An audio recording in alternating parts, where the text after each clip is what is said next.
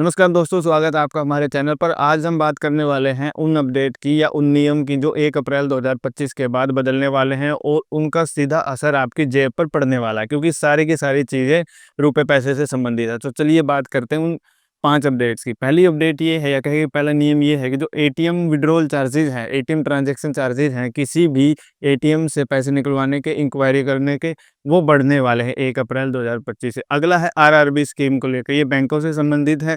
अगली अपडेट है एफडी और सेविंग बैंक अकाउंट को लेकर, क्योंकि इसमें जो आपकी ईएमआई है उस पर असर पड़ेगा और जो आपके सेविंग जो अकाउंट है उस पर जो मिलने वाला इंटरेस्ट है उसके बारे में होने वाली है। अगला है लॉट साइज को लेकर, बैंक निफ्टी और निफ्टी मिड कैप सेलेक्ट का जो लॉट साइज है वो 1 अप्रैल 2025 के बाद आने वाले कॉन्ट्रैक्ट्स के लिए बदल जाएगा। एलपीजी सिलेंडर के दाम 50 रुपये बढ़ने वाले हैं 1 अप्रैल 2025 से, यानी बढ़ पहले चुके हैं और लागू होने वाले हैं 1 अप्रैल 2025 से। लास्ट अपडेट होने वाली है रेलवे टिकट को लेकर, जो एडवांस से बुकिंग करवाते हैं और इसके साथ साथ जिनकी बुकिंग हो चुकी है उनको जनरल डब्बे में धक्के खाने पड़ सकते हैं। इन सब को लेकर ये अपडेट होने वाली है। तो चलिए स्टार्ट करते हैं सबसे पहली अपडेट के साथ। पहली जो अपडेट है वो है एटीएम विड्रॉल चार्जेस को लेकर।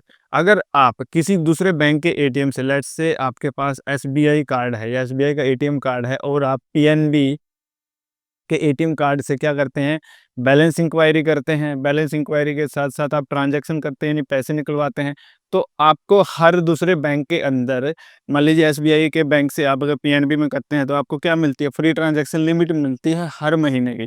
तो जिस पर अगर आप उसको पार कर जाते थे, पहले 17 रुपये लगते थे, लेकिन 1 मई के बाद उस पर आपके अब 19 रुपये लगेंगे, यानी 2 रुपये बढ़कर आपको चार्जेस देना पड़ेगा, जिसका असर हो सकता है आपकी जेब पर पड़े। इसके साथ-साथ अगर आप बैलेंस इंक्वायरी करते थे पहले एसबीआई कार्ड के एटीएम से पीएनबी के एटीएम मशीन के अंदर, तो पहले फ्री जो लिमिट थी उनकी 6 रुपये के बाद जो वो बैलेंस इंक्वायरी पर यानी जो चार्जेस लगता था वो 6 रुपये लगता था। अब क्या होगा, वो चार्जेस 1 रुपया बढ़कर 7 रुपये लगेगा। यानी अब दोनों चीज़ें बढ़ने वाली हैं। आप अगर ट्रांजैक्शन करते हैं किसी दूसरे बैंक के एटीएम कार्ड से, तो क्या होगा कि आपका जो ट्रांजैक्शन चार्जेस है यानी कैश निकालने वाला और जो बैलेंस इंक्वायरी है दोनों की दोनों बढ़ जाएगी। यानी वो 17 रुपये से 19 रुपये हो जाएगा अगर आप ट्रांजैक्शन करते हैं, यानी कैश विड्रॉल करते हैं। और अगर आप बैलेंस इंक्वायरी करते हैं तो 6 रुपये से वो 7 रुपये होने वाला है, यानी बैलेंस इंक्वायरी चार्जेस आपके बढ़ने वाले हैं अगर आप जो फ्री लिमिट होती है हर महीने की वो पार कर जाते हैं। अगली जो न्यूज़ है वो होने वाली है आरआरबी स्कीम को लेकर। आरआरबी स्कीम एक ऐसी स्कीम है जो कि भारत के 11 जिलों में चलाई जा रही है और उस आरआरबी स्कीम के तहत जो छोटे ज़िले हैं उनके अंदर और जो ग्रामीण क्षेत्र है उन सब के जो अलग-अलग बैंक होंगे, सबको जोड़कर एक बड़ा बैंक बनाया जाएगा। यानी जिन भी लोगों के जो अकाउंट है वो ग्रामीण क्षेत्रों में है और उनके अकाउंट अलग-अलग बैंकों में, अलग-अलग शाखाओं में है। तो अब क्या किया जाएगा, 1 मई के बाद उन सब बैंकों को जोड़कर एक बड़ा बैंक बनाया जाएगा। सरकार का ये मानना है कि इससे जो सुविधाएँ हैं और जो जितनी व्यवस्थाएँ हैं वो और अच्छे प्रकार से मिल पाएँगी। जितने भी जो छोटे बैंक हैं उसमें जो इतनी सुविधाएँ हैं वो नहीं मिल पाती। तो जो आरआरबी स्कीम है इसके तहत 1 मई 2025 के बाद छोटे-छोटे जो ग्रामीण क्षेत्र के बैंक हैं उनको मिलाकर एक बड़ा बैंक बनाया जाएगा उस क्षेत्र में। तो अ, इसमें 11 ज़िले आते हैं जिनकी जो लिस्ट है वो आपको स्क्रीन पर दिखाई दे रही है। अब हम बात करते हैं अगली अपडेट। अगली अपडेट भी बैंकिंग सेक्टर से संबंधित है, यानी रुपए पैसे से संबंधित है। वो है कि आपके एफडी अकाउंट और जो आपका सेविंग अकाउंट है उस पर जो इंटरेस्ट रेट है उसमें चेंज होने वाला है 1 मई 2025 के बाद।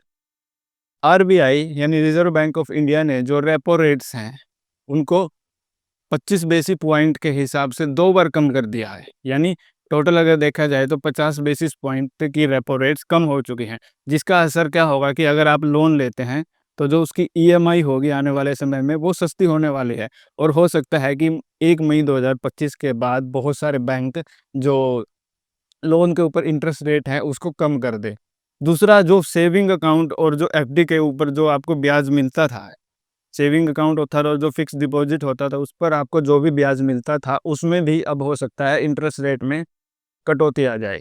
तो ये खबर भी आपके सीधा-सीधा पॉकेट पे असर डाल सकती है। दोनों ही चीज़ें, सेविंग अकाउंट और एफडी, बहुत से लोग, मतलब सेविंग अकाउंट तो सबका ही होता है और एफडी भी बहुत से लोग करवाते हैं। तो ये थी खबर बैंकिंग सेक्टर से। तो अब आ जाते हैं एक बार स्टॉक मार्केट के अंदर। स्टॉक मार्केट के अंदर 1 मई 2025 से क्या होने वाला है कि जो लॉट साइज़ है बैंक निफ्टी का और निफ्टी मिड कैप सेलेक्ट का, सबके सब बदलने वाले हैं।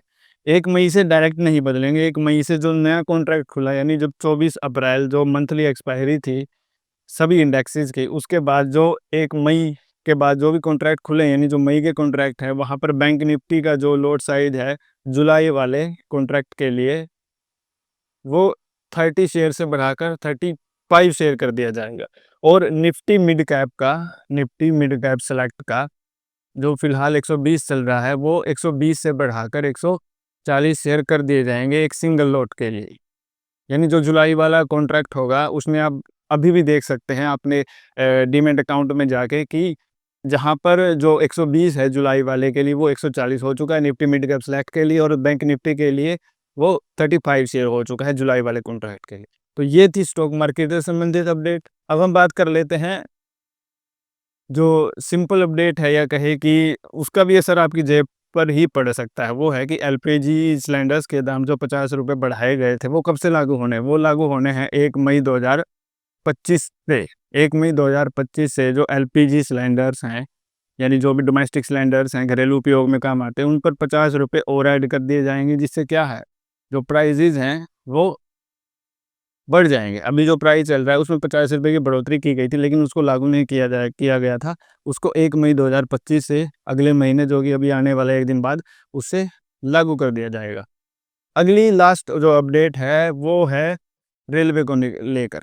रेलवे ने अपनी जो टिकट बुकिंग है उसमें कुछ नियमों में प्रावधान किया। अगर आप वेटिंग लिस्ट के अंदर हैं, यानी आपकी जो टिकट है वो वेटिंग लिस्ट के अंदर है, तो आप ना तो एसी कोच में जा पाएंगे और ना ही स्लीपर कोच में एंट्री कर पाएंगे। आपको क्या करना होगा ऐसे हालात में, अगर आपकी वेटिंग लिस्ट में टिकट है, तो आप ना तो एसी में जा पाएंगे ना स्लीपर में जा पाएंगे। आपको क्या करना होगा, आपको जनरल डब्बे के अंदर धक्के खाने होंगे। या आप जनरल में सफ़र कर सकते हैं, बट अगर आप वेटिंग लिस्ट में आपकी टिकट है तो आप ना तो एसी कोच में जा सकते और ना ही स्लीपर कोच में जा सकते हैं। इसके साथ साथ रेलवे ने क्या किया है कि जो एडवांस बुकिंग का टाइम होता था, पहले 120 दिन का था, उसको चेंज करके अब 60 दिन का कर दिया। जो कि पहले 120 दिन का था, उसको चेंज करके अब 60 डेज का कर दिया है। और जो अंतिम जो बदलाव होने वाला है 1 मई 2025 से, वो ये है रेलवे के अंतर्गत कि रेलवे आने वाले समय में जो किराया है उसमें बढ़ोतरी कर सकता है, और जो अपने रिफंड चार्जेस हैं उसमें बढ़ोतरी कर सकता है। अगर किराया और रिफंड चार्जेस में बढ़ोतरी होगी तो हो सकता है कि जो आपका रेलवे का सफ़र है वो क्या हो, वो महंगा हो जाएगा, आने वाले समय में महंगा हो जाएगा। तो ये थी जो अपडेट या जो नियम जो 1 मई 2025 के बाद लागू होने वाले हैं। अगर हम क्विक रिकैप एक बार इन सभी नियम का लें तो वो अभी बताते हैं मैं आपको। तो पहला तो ये है कि एटीएम चार्जेस बढ़ने वाले, विड्रॉल चार्जेस अगर दूसरे बैंक के एटीएम से आप करते हैं फ्री लिमिट एग्जॉस्ट होने के बाद। एक है आरआरबी स्कीम, सभी छोटे ग्रामीण बैंकों को जोड़कर एक बड़ा बैंक बनाया जाएगा, बड़ी शाखा बनाई जाएगी। एफडी स्कीम और इंटरेस्ट रेट, यानी जो रेपो रेट कम हुई है, लोन की ईएमआई कम होगी, परंतु आपके जो इंटरेस्ट रेट मिलेगा सेविंग अकाउंट पर और फिक्स डिपॉजिट पर, वो क्या हो सकता है, वो भी कम हो सकता है। यानी आपको अब जो ब्याज मिलेगा वो शायद कम मिले। इसके साथ साथ लोट साइज चेंज होने वाला है बैंक निफ्टी का और निफ्टी मिड कैप सेलेक्ट का। एक का होने वाला है 30 से 35 और एक का होने वाला है 120 से 140। आखिरी एक और अपडेट है, वो है एलपीजी सिलेंडर, वो 1 मई 2025 से 50 रुपये और उसके दाम में बढ़ोतरी होने वाली है। और अंतिम यह है रेलवे को लेकर कि भाई जो टिकट है, अगर किसी की वेटिंग लिस्ट में है तो वो एसी कोच और स्लीपर में सफ़र नहीं कर सकता, उसको जर्नल में जाना पड़ेगा। और जो वेटिंग लिस्ट थी, या कहेगी जो एडवांस बुकिंग 120 का दिन का पहले शेड्यूल होता था, अब उसको 120 दिन से बदलकर 60 डेज कर दिया गया है, अगर आप एडवांस में बुकिंग करवाना चाहते हैं। तो ये थी आज की अपडेट, या कहे कि अभी तक की जो मई 1 मई 2025 से चेंजेस होने वाले हैं, जो रूल्स एंड रेगुलेशन होने वाले हैं, सारी की सारी चीज़ों का आपकी जो जेब पर असर कहीं ना कहीं थोड़ा बहुत ज़रूर पड़ेगा। तो अगर आपको ये वीडियो पसंद आई हो तो इसे लाइक कीजिए, चैनल को सब्सक्राइब कीजिए। तो हम जल्द मिलते हैं ऐसी ही किसी नई वीडियो के साथ, तब तक के लिए धन्यवाद।